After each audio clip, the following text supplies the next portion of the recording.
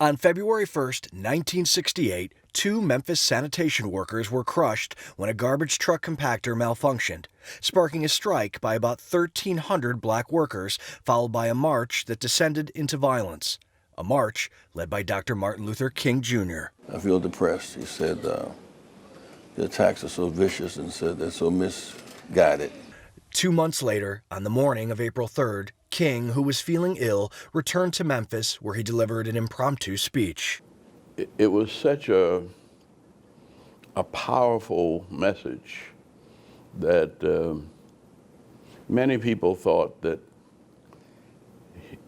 he knew this would be the last sermon he'd preach. Jesse Jackson knew King's oratory. These were words he'd not heard before. I've been to the mountaintop. I may not get there.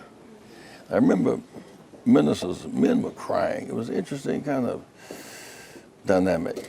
The next day, April 4th, 1968, Dr. King and his associates spent much of the day in meetings. That night, they were running late for dinner. So I was coming across the stairway, across the courtyard, and he said, "Jesse, you're late. It's like you know you're late." And I said, "You know, you had a fever yesterday. You probably ought to get a coat." And he said, "Oh, do I need a coat?" And he sort of lifted his head like that to sort of looking at the weather. He turns, that's a doctor, pow, bullet.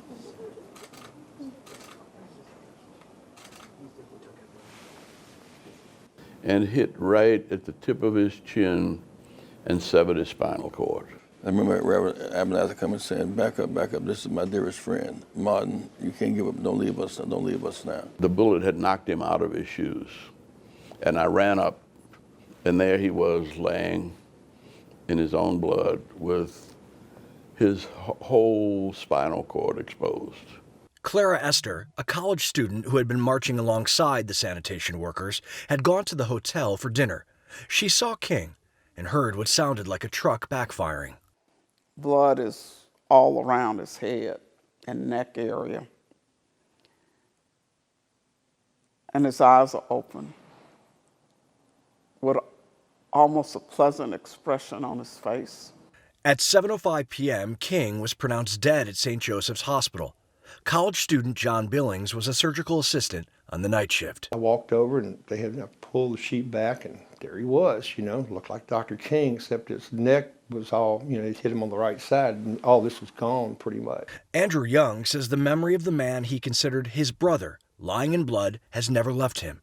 The recent marches across the country have made the former activist, diplomat, and politician feel nostalgic and inspired. I really sat at home alone and fighting back tears and just, listening to these young people, so articulate, so visionary, so confident. And I thought that Dr. King's message that unearned suffering is redemptive. But to lay there with his eyes open, looking toward heaven, he had seen the promised land.